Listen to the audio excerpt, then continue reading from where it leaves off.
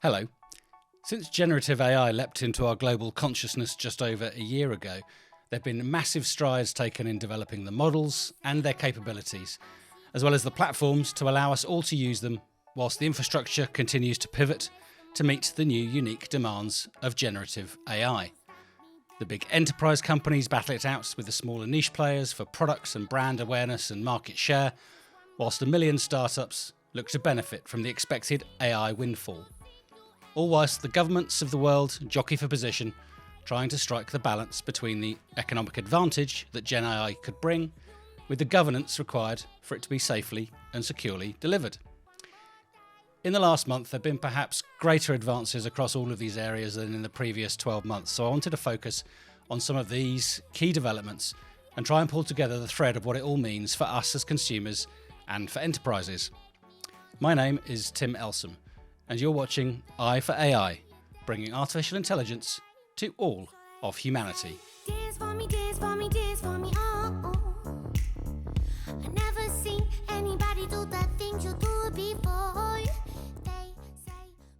In the main story, we're going to look at the very latest LLM developments out there by analysing the focus of the many research papers that get released every month and comparing that to what I'm seeing out in the market today, what real customers are demanding and what enterprises are grappling with.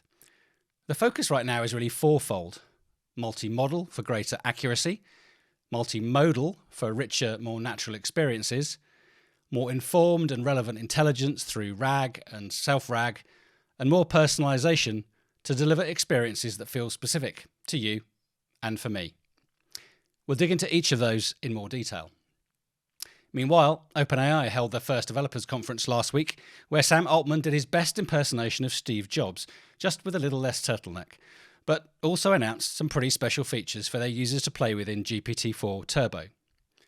We look at the increasingly epically named LLM models. We've had Bedrock, we've had Falcon, Granite, Atlas, we've had Llama and Grok. Okay, maybe Mark and Elon aren't playing by quite the same rules. But anyway, we now have Olympus, Amazon's new gargantuan model that plans to throw shade at GPT-4 Turbo at the same time using the entire electricity supply of a small town in Wales, no doubt. And at some point, the models have to stop getting bigger, right? IBM announces a new $500 million venture capital fund for aspiring AI startups, as well as launching some interesting new capabilities to their Watson X assistant for conversational search. President Biden's executive order on artificial intelligence is published, taking a significant step towards shaping the development and use of AI technologies in the United States, which came the day before the two-day AI Safety Summit here in the UK at the famous Bletchley Park, one of the birthplaces of computer science, and which, given the rapidly approaching general election, was perhaps surprisingly well attended, including attendees from over 20 countries, including China, to discuss the future of AI safety and regulation. We'll find out what's holding up the EU AI Act, slated to be the first out of the blocks in terms of detailed legislation. The devil is in the detail as the various factions fight over foundation models. And then to Meta, where with open source Llama 3 being touted for release in early 2024, but when exactly, we'll predict that for you, as well as look at their recently launched AI experiences and what they have to offer. The race to buy Nvidia hardware across the world heats up, and at the same time as the US government restricts their international sale, Nvidia pivots to a new strategy for the Asian market, while some of the Chinese tech companies seek alternative local suppliers. We'll turn to the latest robotics and AI from Nvidia, updating its Jetson platform for robotics, to Amazon introducing their first humanoid robots into the workplace. We'll look at how GPT for robotics is a game changer for the world of robotics in our day-to-day lives. And finally, we couldn't resist the opportunity to take a look at Grok, Elon Musk's XAI offering in the LLM field, to understand why the answer to everything might not be 42 after all. But back to our main story. Since the surge in popularity of generative AI, particularly in the last 12 months, the field has witnessed significant advancements in multi-model LLMs, multimodal or LMMs, and various techniques for enhancing data relevance and accuracy. These developments are shaping the current state of generative AI, with notable progress in areas like multi-model, multimodal, retrieval augmented generation, RAG, self-RAG. These developments are evidenced by what's happening in the field of research and in the volume of the research in each of these areas. So in the main story today, we're going to look at those very latest developments by analysing the focus of the many research papers that get released each month across a number of different research platforms. By assessing the volume of these by different key words, we get a pretty good idea as to what the industry is most focused on right now. Some of these capabilities are already appearing in our LLMs and LMMs, others will be heading our way shortly. Combining this analysis with what I see in the market, both what clients are demanding and what us as AI providers are struggling with every day, it's clear where the focus is. The need for our models to be ever more accurate, to minimise and remove hallucinations, and be confident in their outputs time after time is a given, and multimodal is a key technology being assessed to deliver just that. A whole slew of research papers have been published recently in this area, not least one from the School of Computing and AI, Arizona State University, entitled "Can Large Language Models Really Improve by Self-Critiquing Their Own Plans?" Published just a couple of weeks ago, it's just one of a number of reports that look at integrating multiple models to significantly improve accuracy, which allows the LLM to draw on various data types, leading to a more accurate and nuanced response. In the paper, as shown in this diagram, the multi-LLM system consists of a generator LLM and a verifier LLM. For a given instance, the generator produces a candidate plan, while the verifier determines its correctness. If a plan is found to be incorrect, the verifier provides feedback detailing the reasons for its failure. That feedback is then relayed to the generator LLM, prompting the generation of a new candidate plan. This allows not just greater nuance, but much greater accuracy as the multimodal LLM is correcting itself and learning from its mistakes, enhancing the accuracy over time. Next up, multimodal or LMMs and the enhanced experience they can deliver. Multimodal, if you haven't interacted with them yet, and GPT-4V and Lava are just two examples out there you can play with, are designed to process and generate content no longer limited to text. These models essentially integrate images, audio, video, and text to create a more comprehensive AI system. The intention's to mirror human-like understanding interaction. For example, an LLM can accept a photograph image, interpret its contents, generate a descriptive caption, or analyse the image for all manner of use cases, and then engage in a relevant discussion about the content of the image. I've played with both GPT-4V and Lava, and they're a huge step up from text-only LLMs and gives us a million new and creative use cases we can consider. Imagine just taking a picture of someone in the street wearing a pair of trainers you like, and your AI immediately recognising them, locating a pair in your size, and reserving them for you in the store nearest to your current location. A number of recent research papers have highlighted the advancements in this area, focusing on improved algorithms for fusing all that various data together, as well as the context understanding. The challenge here lies in effectively integrating the different data types and ensuring that the model can seamlessly switch between or combine those different modes of information. For more, I recommend reading the research paper by the Microsoft team that I did a video on recently called The Dawn of LMMs, Preliminary Explorations with GPT-4 Vision. So, we've covered increased accuracy and improved human-like interaction. What about data relevance and more up-to-date information retrieval? For that, we turn to RAG and self-RAG. Retrieval Augmented Generation, RAG, has been getting more attention for a couple of years now, and even more so recently for the large language models we have today, simply because the huge amounts of data that these models must be trained on make it difficult to keep the relevance of that data for very specific use cases or the currency of that data up to scratch. RAG's a technique that combines your pre-trained language model with an external knowledge retrieval mechanism, often in the form of a vector store. This setup allows the LLM to pull in information from external sources in real time, making its responses more accurate and contextually relevant. The RAG system enhances an LLM's ability to provide up-to-date information, cite sources, and offer more nuanced responses based on a much wider array of data. The integration of RAG into the LLMs has been a significant step towards addressing the issue of static knowledge bases in traditional language models. By having access to external, continually updated databases, LLMs can stay current with recent events and developments, a notable limitation in some of the earlier models. And there are a million research papers out there on different RAG experiments and techniques. Self-RAG is a more recent concept where the LLM not only retrieves external data, but also uses its own generated content as a data source for further response refinement. This iterative process allows the model to self-evaluate and refine its outputs, leading to enhanced accuracy and performance. In essence, the model becomes better at contextualizing and fine-tuning its responses through a self-referential feedback loop. This represents a big jump in making LLMs more autonomous in their learning process, and it helps in reducing the reliance on external data sources, which can sometimes be limiting or biased, as well as promoting a more organic evolution of the model's capabilities. A really great paper here is Self-RAG, Learning to Retrieve, Generate and Critique Through Self-Reflection, by a team from the University of Washington, the Allen Institute of AI and IBM Research AI, that sets up a framework that enhances an LLM's quality and factuality through retrieval and self-reflection. The concept of personalization and context awareness in LLMs, particularly in relation to generative AI agents, revolves around creating systems that can adapt their responses and interactions based on individual user preferences, history, as well as the specific context of the interaction. Imagine a generative agent that knows your name, knows you, and can interact with you in the way you prefer, with a language and style you prefer, whilst helping to carry out actions on your behalf in the same way that you would have, without you having to even be at the agent's side. In short, a generative AI agent that can be tailored to recognise and adapt to individual user preferences.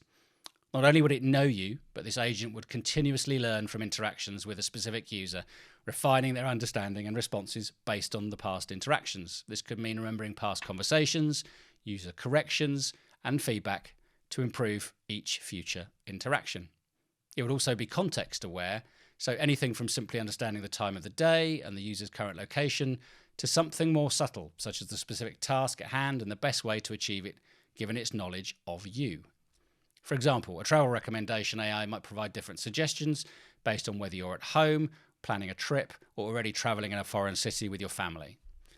And such agents would be able to dynamically respond to situations. By understanding the context, generative AI agents would adjust their responses accordingly. If you were in a hurry, for example, the AI might provide concise, to-the-point information rather than more detailed explanations. One great paper I thoroughly recommend here is Generative Agents, Interactive Simulacra of Human Behaviour, from a team of Stanford University along with Google DeepMind. In this paper, believable proxies of human behaviour are created in generative agents that can hold short-term and long-term memories and interact with each other, as well as interact with you, the user, in a personalised way like never before. Generative AI agents will start appearing over the next year or two. There'll be super chatbots, friendlier virtual assistants than ever before, or even just the most approachable content creation tools, where they'll leverage all these concepts to provide a more tailored and effective user experience personalised to you. They represent a really significant step towards a more intelligent, user-centric AI. But they will, of course, need to be also balanced with considerations of data privacy, diversity, and the balance between personalisation and general applicability. None of us want to be stuck in a filter bubble where our AI only tells us only what we want to hear and never gives us a more diverse perspective to consider. All of these advances and the massive research going on in each of these areas today is pushing the boundaries of what these models can achieve, bringing them closer to a more human-like understanding and interaction capability. And the growth of the models, both proprietary and open source, will come down to a tactical trade-off between innovation breadth and focused development, with each having its own set of advantages and limitations, which are still playing out in the market. My bet is still to keep your options open and experiment with both, but to make sure you're getting the very best of these new capabilities whichever way you go on a case-by-case basis. The OpenAI Developer Conference 2023 took place recently in San Francisco and was a pretty landmark event for the company, marking a number of significant advancements and announcements in a similar style of delivery to the annual Apple developer conferences we've grown accustomed to over the years. Although Sam probably needs a couple more under his belt until he can compare himself to the stage presence of the great Steve Jobs.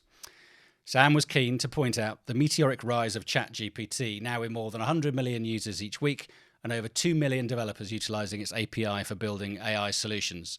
We were introduced to GPT-4 Turbo, an enhanced version of the GPT-4 model that ships in two versions, a text-only model and a model capable of understanding both text and images. Its major feature is a context window of around 100,000 words, which is about the size of a standard novel and is 4 times bigger than GPT-4, as well as a more recent knowledge cutoff of about April 2023. And a feature I've already made the most of, which is the GPT model creator. In less than an hour this weekend, I tried it out and created my very own ChatGPT for a specific personal use case at work with no coding required. I prompt engineered it, I RAG trained it, I gave it its purpose in life, and I switched it on. It's now supporting my work colleagues as a helpful virtual agent with both an expert knowledge of women's handball and a whole set of information, rules and schedules that are available only in documents on my hard drive and nowhere on the internet. OpenAI plans to launch a GPT store for user-created AI bots like the one I've created, hopefully some better, with initial offerings from verified builders. The prospect of paying creators for popular GPTs was also discussed, marking a whole new area in the monetization of AI GPTs. The conference also introduced the Assistants API, which allows developers to build agent-like experiences. This API facilitates the creation of an AI agent capable of retrieving external knowledge or executing specific programming functions, and so widening the scope of its AI applications even further.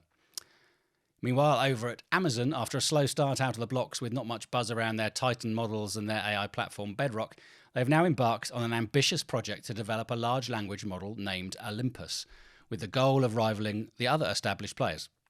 If the reports are to be believed, the Olympus model is reported to have a staggering 2 trillion parameters, doubling the parameters of OpenAI's GPT-4, which stands at about 1 trillion. It's a major shift in its AI strategy as it aims to make its offerings, particularly on AWS, more attractive by providing access to top-performing models. Of course, as well as providing enterprise access to its models, it's anticipated that Olympus could be used to enhance its online retail business and possibly integrate with its Alexa voice assistant as well. It's anticipated that Olympus could be used to enhance its online retail business and possibly integrate with its Alexa voice assistant as well. We look forward to seeing how Olympus shapes up, and I should say for completeness that Google Gemini, another classic name for an LLM, is also due to be launched shortly. Another huge LLM that will use the very big datasets available to Google to create a model that will no doubt start to underpin all its products going forward. IBM. IBM has a $500 million venture fund to invest in AI companies that's just announced, ranging from early-stage startups to high-growth enterprises. The fund is going to be led by a team with extensive experience of both investing and enterprise AI. Those selected for investment will not only receive funding, but also gain opportunities to establish meaningful partnerships with IBM. They'll benefit from IBM's expert in product development, engineering, and go-to-market strategies. IBM expects to expand its AI ecosystem by collaborating with these companies, fostering long-term value for AI leaders. IBM has been an active investor in the AI space recently. It participated in a $235 million Series D funding round for Hugging Face, the prominent open-source AI collaboration platform. And of course, IBM has also contributed numerous open models and datasets to Hugging Face itself, including the Geospatial Foundation model developed in partnership with NASA. That model represents the largest geospatial foundation model on Hugging Face and the first ever open source AI foundation model created with NASA. Alongside the investments, IBM also announced some new Watson features. Besides the GA of the Granite model series and that they'll host Llama 2, the 70 billion model within Watson, they've announced updates to Watson X Assistant and Watson X Discovery just recently. 2 updates using conversational search, which is the top use case in the market today and which is really just a RAG pattern. Within the context of virtual assistant, it needs to be highly conversational, and this is now natively available within Watson X Assistant with the IBM Granite model embedded. Secondly, a new search option called Watson X Discovery, which introduces semantic search a step above the keyword search available before to deliver a full end-to-end conversational search use case. And remember, the IBM LLM models are enterprise-specific. Transparent pre-training and IBM's Blue Pile Data Lake, which is a curated production-ready enterprise-relevant dataset to power IBM foundation models and, as far as I know, the largest known repository of enterprise-relevant training data, and Granite, which is a 1 trillion token LLM. Next to President Biden's executive order on AI. Firstly, what exactly is a presidential executive order? Well, it's a directive issued by the President of the United States that manages the operation of the federal government. They can be made for a number of reasons, such as to address issues that Congress has not yet passed a law on, such as the case here. And AI sits alongside some famous executive orders over the past 100 years, such as Roosevelt's New Deal of 1933 relating to the Great Depression, or Trump's travel ban of 2017 restricting travel to the US from certain countries. Anyway, President Biden's executive order on artificial intelligence steps in to provide for some directive designed to balance innovation and safeguards for national security and consumer rights, as well as ethical standards. Specifically, it contains new standards for AI safety and security, protecting the privacy of Americans' people, especially kids, advancing equity and civil rights, standing up for consumers, patients and students, supporting workers at the same time as promoting innovation and competition, advancing American leadership abroad whilst ensuring responsible and effective government use of AI at home.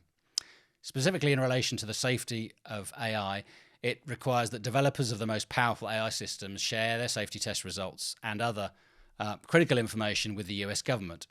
In accordance with the Defence Production Act, the order will require that companies developing any foundation model that poses a serious risk to national security, or national economic security, or national public health must notify the federal government when training the model and must share the results of all red team safety tests. These measures will ensure AI systems are safe, secure and trustworthy before companies make them public.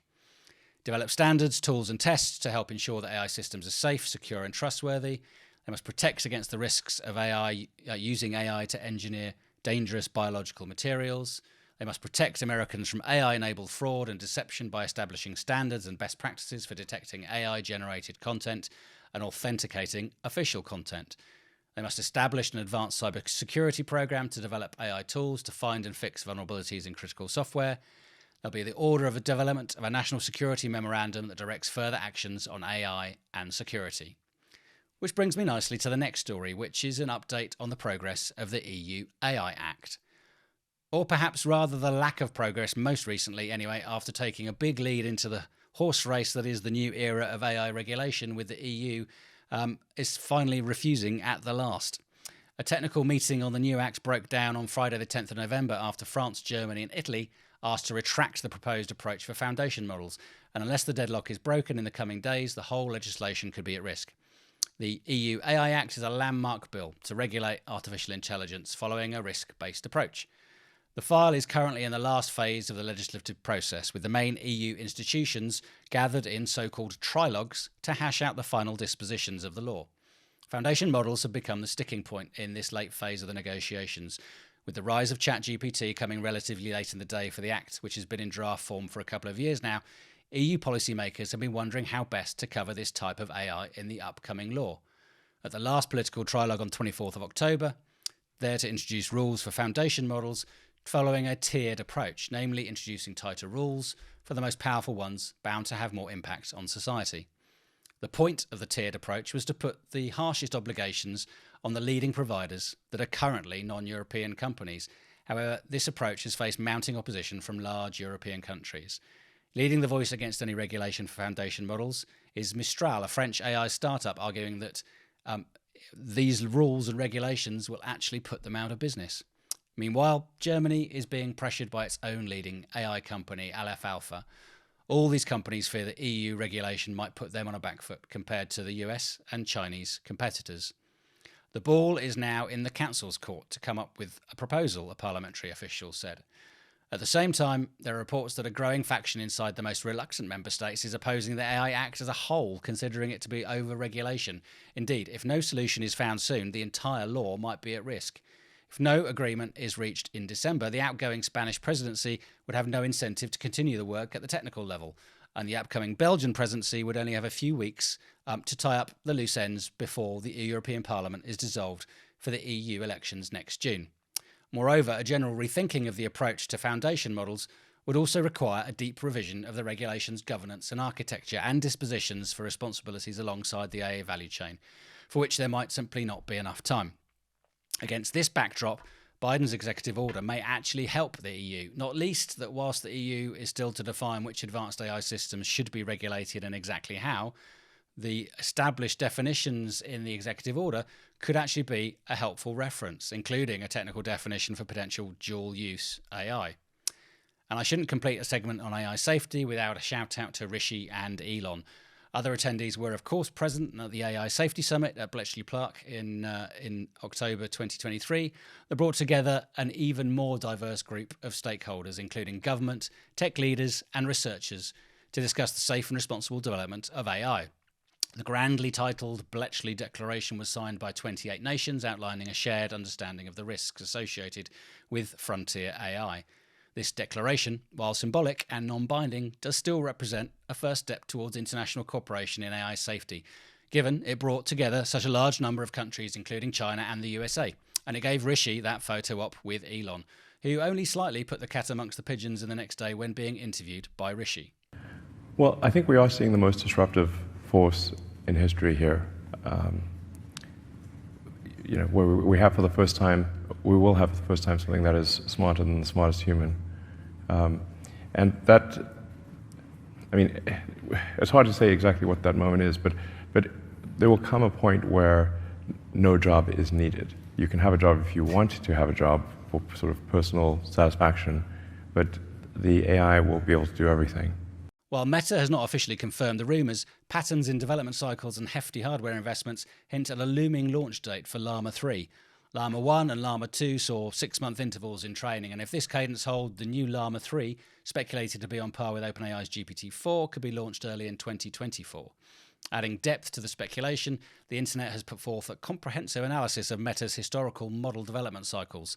Llama's 1 training spanned from July 22 to January 23, with Llama 2 following suit until July 23, setting a plausible stage for Llama 3 training from July 23 to January 2024. And alongside Llama 3, Meta have launched its AI Assistant, a conversational AI that leverages its LLM capabilities, designed to be a general-purpose assistant capable of handling a variety of tasks, all within Meta's ecosystem of apps, such as WhatsApp, Messenger, and Instagram. With one feature of the Meta AI Assistant being its ability to generate images on demand with a simple Imagine prompt. And adding a layer of personalization, Meta is introducing AI characters, some of which are modelled after celebrities like Snoop Dogg and Mr. Beast, providing users with unique and engaging interactions. These characters are expected to be rolled out gradually to English-speaking users, enriching the social media experience with a new spectrum of expressive options. And for enterprises, the introduction of these new AI features by Meta present opportunities for better customer engagement, marketing, data analytics. The AI Assistant's ability to provide real-time information and do stuff could streamline customer service operations entirely. Similarly, the interactive AI characters could serve as innovative marketing tools, create unique brand interactions that resonate much more with consumers. The chip designer Nvidia has said the US has told it to immediately halt the export of some of its high-end artificial chips, to even some of those created specifically for the China market, to comply with previous restrictions as regulators advance the deadline. The restrictions were supposed to come into effect 30 days after 17th of October, when the Biden administration announced measures to stop countries, including China, Iran and Russia, from receiving advanced AI chips designed by Nvidia and others. The goal is to limit China's access to advanced semiconductors that could fuel breakthroughs in artificial intelligence and sophisticated computers that are critical to Chinese military applications, she said, stressing the administration was not seeking to hurt Beijing economically. The goal is to limit China's access to advanced semiconductors that could fuel breakthroughs in artificial intelligence and sophisticated computers that are critical to Chinese military applications, said Commerce Department Secretary Gina Raimondo. Previous rules had already imposed a 2-pronged test that measured both a chip's computing performance and its ability to communicate with other chips, an important measure in AI supercomputers where thousands of chips are strung together to chew through huge amounts of data. Nvidia and Intel created special chips for the Chinese market that retained the powerful computing capabilities but limited communication speeds to stay inside the previous rules. The new rules impose limits on how much computing power a chip packs into a certain size, a measure designed to prevent workarounds using new chiplet technology. In anticipation of such a move, Chinese AI firm Baidu had already ordered 1,600 AI chips from Huawei Technologies, which the Chinese firm developed as an alternative to Nvidia's A100 chip. Adding that by October, Huawei had already delivered more than 60% of the order. And in robotics, staying with Nvidia for a moment, the hardware company has announced major expansions to 2 frameworks on its Nvidia Jetson platform for edge AI and robotics. There are more than 10,000 companies building robots on the Nvidia Jetson platform, and those companies can now use generative AI, APIs and microservices to accelerate industrial automation. More and more AI is being used to address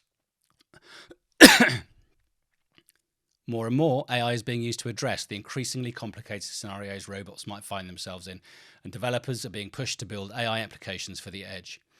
With generative AI, robotic models can recognize things specifically unseen before in training, and a natural language interface can simplify the development and management of AI at the edge. And a real-life use case of such robotics came with word that Amazon will begin in a move that could bring the bipedal robot to its nationwide fulfillment centres. In April of last year, Amazon named Agility of the company's $1 billion Industrial Innovation Fund. While being included in the fund doesn't guarantee that Amazon will utilise your technology down the road, it's a pretty clear indicator that the retail giant is, at the very least, interested in its potential. Amazon Robotics Chief Technologist Ty Brady said, "We're interested in walking robots.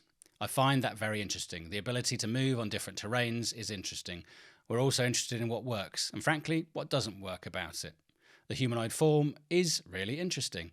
I don't know if it's a good thing or a bad thing. We're experimentalists at heart. We're going to figure that out. We're going to do a pilot and see how that works out." How interesting. The company's focus on wheeled AMRs, autonomous mobile robots, dates back to its 2012 purchase of Kiva Systems, whose platforms have formed the foundation for the whole of Amazon Robotics. There are currently 750,000 AMRs deployed across the company's warehouse network, so Digit could be on the way to replacing humans entirely in their warehouses in 10 years' time. Building AI-powered robots that can learn how to interact with the physical world will enhance all forms of repetitive work, not just warehousing. And the GPT for robotics is being built the same way as GPT was, laying the groundwork for a revolution that will yet again redefine AI as we know it. By taking a foundation model approach, you can also build one AI that works across multiple tasks in the physical world. A few years ago, experts advised making a specialised AI for robots that pick and pack grocery items, and that's different from a model that can sort various electrical parts, which is different from the model unloading pallets from a truck. This paradigm shift to a foundation model enables the AI to better respond to edge case scenarios that frequently exist in unstructured real-world environments, might otherwise stump models with narrower training. Building one generalised AI for all of these scenarios is more successful. It's by training on everything that you get the human-level autonomy we've been missing from the previous generations of robots. Next, teaching a robot to learn what actions lead to success and what leads to failure is extremely difficult. It requires an extensive high-quality data based on real-world physical interactions. Unlike AI for language or image processing, no pre-existing datasets represent how robots should interact with the physical world. Thus, the large, high-quality dataset becomes a more complex challenge to solve in robotics. Deploying a fleet of robots in production is the only way to build a diverse dataset. And what about reinforcement learning? Similar to answering text questions with human-level capability, robotic control and manipulation require an agent to seek progress towards a goal that has no single unique correct answer. What's a successful way to pick up this red onion? Once again, more than a pure supervised learning is required. You need a robot running deep reinforcement learning to succeed in robotics. This autonomous self-learning approach combines reinforcement learning with deep neural networks to unlock higher levels of performance. The AI will automatically adapt its learning strategies and continue to fine-tune its skills as it experiences new scenarios. Challenging, explosive growth is coming. In the past few years, some of the world's brightest AI and robotics experts laid the technical and commercial groundwork for a robotic foundation model that will redefine the future of artificial intelligence. And now the growth trajectory of robotic foundation models is accelerating at a very fast pace. Robotic applications, particularly within tasks that require precise object manipulation, are already being applied in real-world production environments, and we'll see an exponential number of commercially viable applications deployed at scale in the next few years. And finally, Elon Musk has introduced Grok, an AI chatbot with a self-described rebellious streak, aimed to be a flagship product for Musk's AI startup. Grok, inspired by The Hitchhiker's Guide to the Galaxy, is designed to answer a wide range of questions, including controversial or spicy ones, reflecting Musk's critique of woke AI. It stands out by having access to real-time data from X, formerly Twitter, which some competitors lack.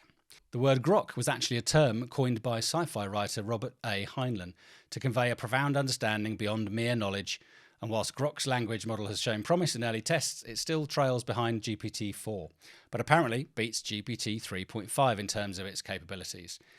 Its informal tone and fewer safety filters could, however, raise a few laughs, as well as some concerns about the spread of misinformation. The XAI team warned that the chatbot is a very early beta product and has been unveiled with just 2 months of training. The model behind Grok is expected to rapidly improve every passing week. Until then, the answer to many things may still be 42. You're really not going to like it. Tell us. The answer to the great question. Yes. of life, the universe, and everything Yes. is... Yes. is... Yes.